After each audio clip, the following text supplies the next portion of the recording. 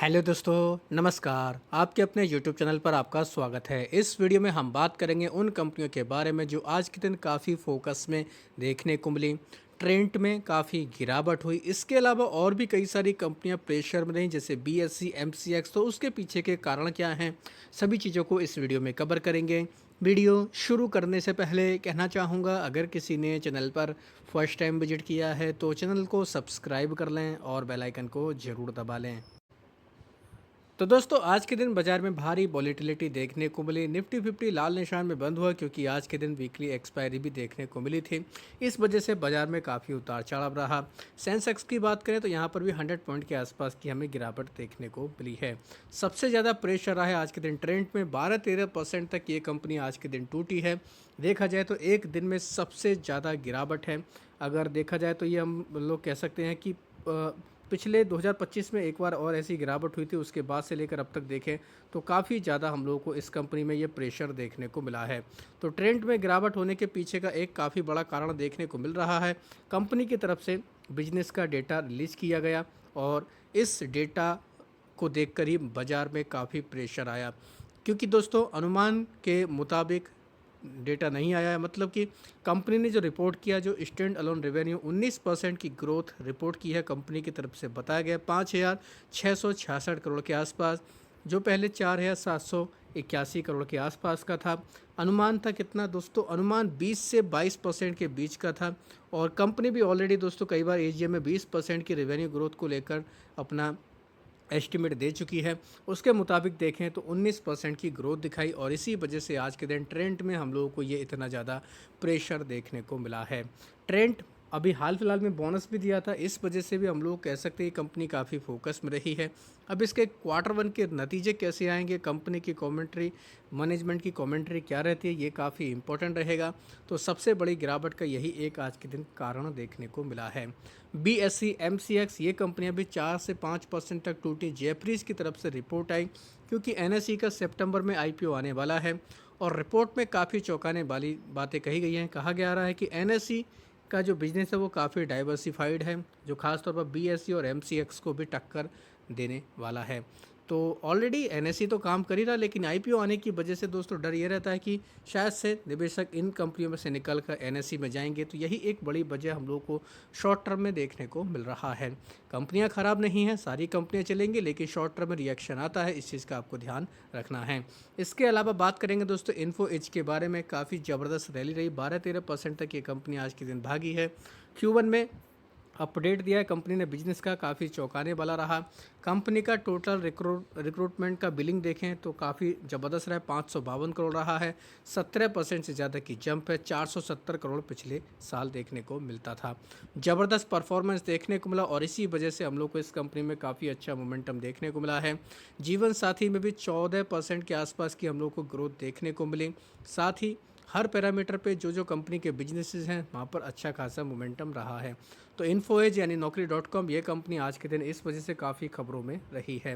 बात करेंगे KP green engineering के बारे में। कंपनी को 240 करोड़ का ऑर्डर मिला है कई सारे सेगमेंट में। खासतौर पर देखा जाए रेलवे, पावर ट्रांसमिशन, इंफ्रास्ट्रक्चर, कई सारी चीज़ों में इनको ये ऑर्डर मिले हैं। तो ऑर्डर बिन की खबर की वजह से ये कंपनी भी काफ़ी फोकस में देखने को मिली। बात करेंगे दोस्तों राइट्स के बारे में। रेलवे से जुड़ी हुई कंपनी राइट्स में आज के दिन 13-14% की तेजी रही, हालांकि बाद में ऊपरी लेवल से दबाव आया।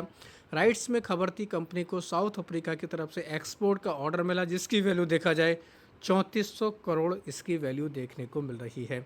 यानी कि विदेश से सरकारी कंपनी को इतना बड़ा ऑर्डर मिलना कहीं ना कहीं काफ़ी पॉजिटिव बात है, और यही एक बड़ी वजह आज के दिन राइट्स में, जिसकी वजह से काफ़ी पॉजिटिव माहौल रहा है।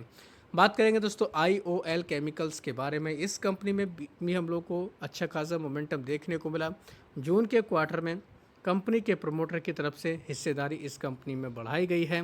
प्रमोटर के पास अब हिस्सेदारी हमें 62.28% तक देखने को मिले, जो मार्च के क्वार्टर में 57.48% की हिस्सेदारी थी।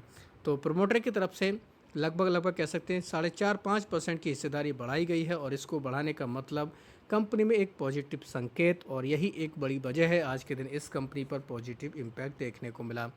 टार्क की बात करेंगे। टार्क ने भी अपना बिजनेस का डेटा रिलीज किया है। जून के क्वार्टर का प्री सेल्स और कलेक्शन की बात की जाए, ये काफ़ी ज़बरदस्त रहा, 3 फोल्ड तक बढ़कर आते देखने को मिला। 602 करोड़ के आसपास प्री सेल्स का डेटा रहा है और कलेक्शन में 80% की ग्रोथ है, 305 करोड़ के आसपास।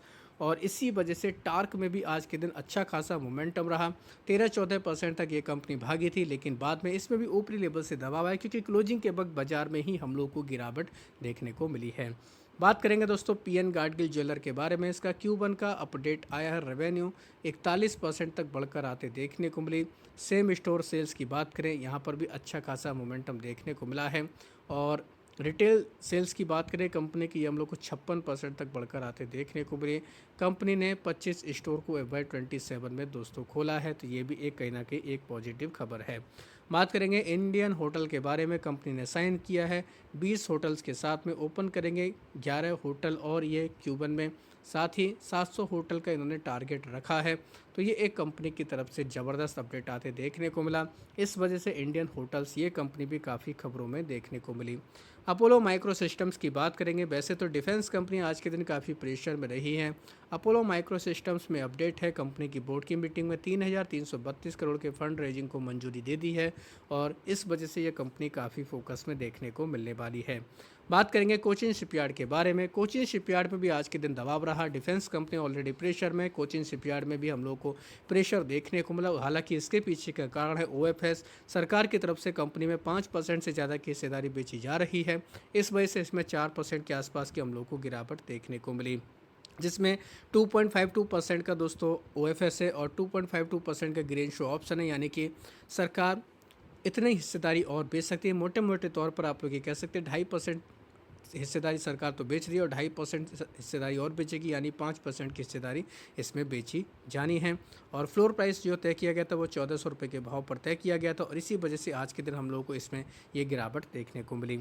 बात करेंगे दोस्तों टाइटन के बारे में। टाइटन ने अपना Q1 का अपडेट दिया, काफ़ी ज़बरदस्त चौंकाने वाला डेटा सामने आते देखने को मिला और यही एक बड़ी वजह है कि निफ्टी 50 में टाइटन आज के दिन टॉप गेनर में देखने को मिला। 3-4% की शानदार तेज़ी देखने को मिली। अच्छा खासा मोमेंटम कंपनी ने दिखाया है, ब्रेकआउट देखने को मिला। आगे भी ये कंपनी और भी बेहतर कर सकती है।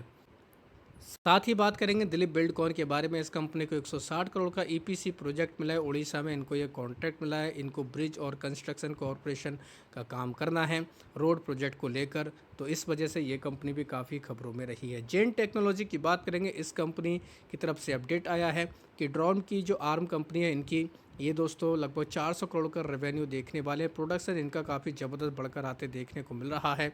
तो जेन टेक में भी ये बड़ा ज़बरदस्त अपडेट आया है। इसकी वजह से कल भी ये कंपनी फोकस में रहेगी, तो आप चाहे इसको भी डिटेल में जाकर पढ़ सकते हैं। और वैसे भी ड्रोन सेक्टर से जुड़ी हुई कंपनियां काफ़ी ज़्यादा बाजार के रडार पर हैं क्योंकि लगातार सरकार बड़े बड़े डिसीजन लेते आ रही है।